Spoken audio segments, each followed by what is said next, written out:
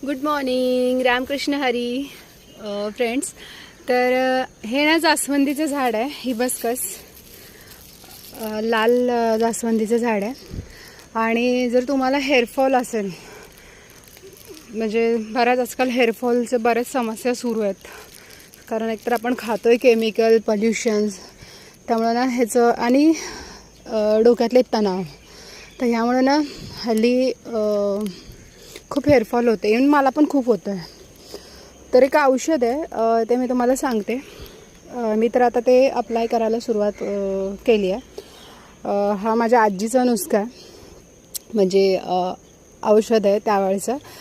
एक शॅम्पू तुम्हाला नॅचरल सांगते. ही जास्वंदीची पानं घ्यायची आहेत आणि मिक्सरला वाटा किंवा तुम्ही पाट्यावरती सुद्धा बारीक वाटू शकता.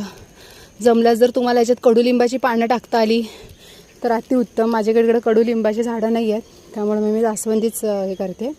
तर ही पानं चांगली वाटून घ्यायची. जर तुमच्याकडं रिटा असेल तर रिटाची पावडर किंवा रिटासुद्धा तुम्ही भिजून ह्याच्यात वाटू शकता. तेही काहीच नसेल तर फक्त ही पानं घ्या. ही अशी छानशी अशी मच्छड पानं घ्यायची, म्हणजे अशी कवळी कवळी नाही घ्यायची. हे बघू शकता, आता हे असं तयार झालेलं पूर्ण पाने जे आता गळून पडेल, कारण ह्याच्यात औषधी गुणधर्म जास्त असतात, कवळ्या पानांमध्ये एवढ्या नसतात. तर असे मोठे झालेले पानं घ्यायचे आहेत, खालचे जे डार्क आहेत एकदम. आणि हे घरी जाऊन तुम्ही छानसे वाटा किंवा म्हणजे वाटण करून घ्या. आणि एकदम बारीक वाटलं तरी चालेल. आणि हातावर जर तुम्ही ह्याचं फेस केला ना तर ते शॅम्पूसारखा फेस होतो.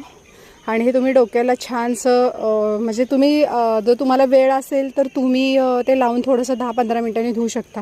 नसेल तर जसं आपण शॅम्पू वापरतो अगदी त्या पद्धतीने तुम्ही शॅम्पूसारखा त्याचा उपयोग करा आणि केस स्वच्छ धुवून घ्या. फक्त पाण्याने केस धुवायचे, त्यानंतर कोणताही केमिकल शॅम्पू लावायचा नाही. तर नक्कीच याने तुमचा हेअरफॉल कमी होईल.